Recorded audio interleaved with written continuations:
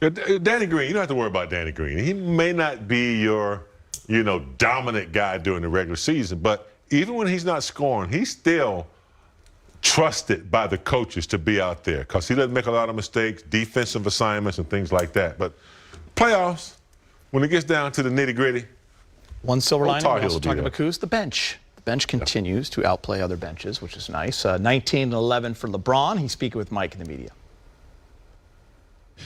Hey, LeBron, we've been talking about the missed shots now really since the seeding game started. What have you seen on film and going into tonight as well, just about the way that the offense is flowing and how much of that you think can improve in the next week or two before the playoffs start? I think we have some great possessions, some early, quick, shot selection, some bad shot selection, throughout the course of some of these games. But for the majority, I feel like we got some great looks. And obviously, tonight, once again, going, I think we was 5 for 37 from the three-point line, shooting 35% from the field. And our defense is pretty good. I mean, we only allowed allowed the Thunder to shoot 43% from the field. But we just got to, we'll continue to find good looks, find great looks, and, and our shooters, including myself, and everybody else will, we'll get our rhythm and start making something. There have been so many different times over your career where you've had the one seed locked in with X amount of games to play. What's important to share with your teammates about mindset and kind of how to approach the games that don't technically count in the standings since you're locked in, but you got to stay in rhythm and approach the playoffs the right way? This is a totally different situation than any other situation I've been in my career. So I have zero experience with having the number one seed inside of a bubble during seeding games. Playing in August.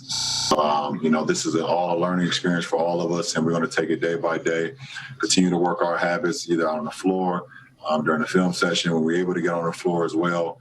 But this is a totally different season, a totally different drastic situation for all of us, including myself.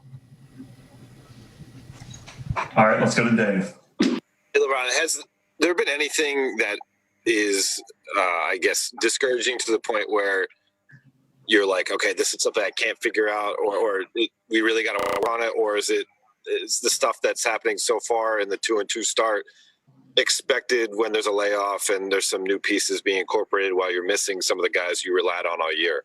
Yeah, I mean, I think it's going to be, some good. I don't want to ever say bad. Some things we need to continue to work on. I mean, we've been out 4.5 months, and, we played extremely great basketball before the layoff. And, we implemented a couple guys into the system that has not been with us for the whole season. We lost, 2 of our guys. One is not making the trip at all, and then Rondo being hurt, who's a big part of our team as well and our nucleus. So, we're just trying to fit everybody in, trying to do it on the fly, but at the same time, get our legs back up underneath us, get our system back in place, try to speed the process for the guys that haven't been with us, and Dion and JR, and then go out on the floor and just try to implement that as great as we can. Hey, LeBron, it's Bill. Kind of along similar lines. I'm just wondering, generally, when you have a long layoff in the summer, you've got the whole season to kind of build up. This is such a compact schedule, and the playoffs are like a week away, a week and a half away. Does it make it harder to tolerate or kind of believe in the idea of shots will fall eventually and what have you? Does it make it harder just knowing how close the playoffs are? No, it doesn't make it hard. I understand when you put in the work, you're okay with the result, no matter make or miss. We've all put in the work. I know my guys have put in the work. I know I put in the work. So, make or miss, you could be okay with the results. It's only when you do not put the time, or you do not commit to the game, and you do not put the time into your body and things of that nature, when you can start second guessing and start saying like, okay, what is going on? But when you put in the hours and you put in the reps, you don't worry about it too much. No matter if you're making or missing, you just continue to go after it. Kyle Goon. LeBron, switching gears a little bit, the NBA and the union announced $300 million over the next 10 years to help basic employment opportunities, economic empowerment in Black communities. What does that commitment represent to you? What does it represent to me? Yeah, I mean, what do you make of that announcement and the work done to make that commitment? I mean, just off the top of my head, because before I have any knowledge of them, just not hearing it from you. So, but I think it's pretty great. Off the top of my head, just thinking $300 million over the next 10 years. The NBPA and the NBA have always supported things that need, and in communities like the Black community where we don't get a lot of the same opportunities as a lot of people. To have that type of support, to have that type of help, it means a lot. And I know for sure. I know how much I'm doing. With my foundation and my community and all those families and what they always talk about, they don't feel like they'd be heard, or they never feel like they're loved, or they don't feel like anyone's going to ever give them an opportunity. So this falls kind of in line with that. I don't know exactly the neighborhoods or whatever the case may be, but I know they'll choose those correctly. But I know for sure that these families, whoever that they target, will be very overwhelmed and loved behind that. Tanya? You talk about this being a situation that you've never been through, no one's ever been through, obviously, this bubble situation. Is there anything about it that you think could be having an impact on the play, on your offense and how you guys been playing? I don't know. From a rhythm standpoint, you definitely got to find a rhythm. I know for me, I'm finding rhythm every game. Putting guys in position, put myself in position where I can find a rhythm throughout the course of the 48-minute game, and there's just some things that you really can't control that's here that I really don't want to talk about.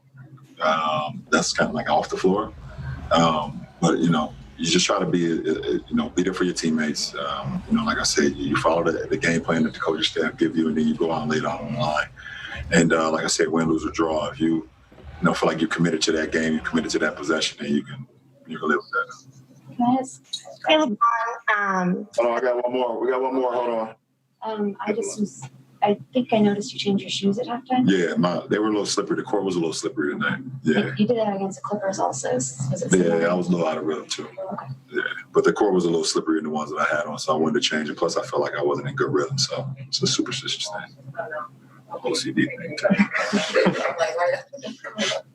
Go ahead, Melissa. Okay. President Trump today said that NBA players kneeling during the national anthem is disgraceful, and he said that nobody has done more for the Black community than him other than Abraham Lincoln. And I'm curious to get your reaction to that. Trying to make me laugh right now? I appreciate that. I really don't think the basketball community are sad about losing his viewership, him viewing the game.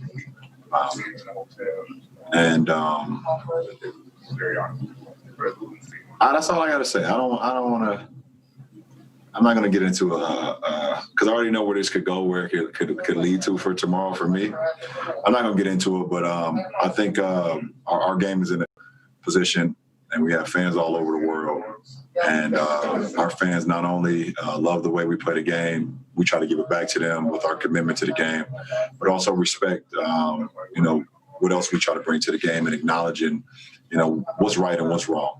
And I hope everyone, no matter the race, no matter the color, no matter the size, would see what leadership that we have at the top in our country, and understand that November is right around the corner, and it's a big moment for us as Americans.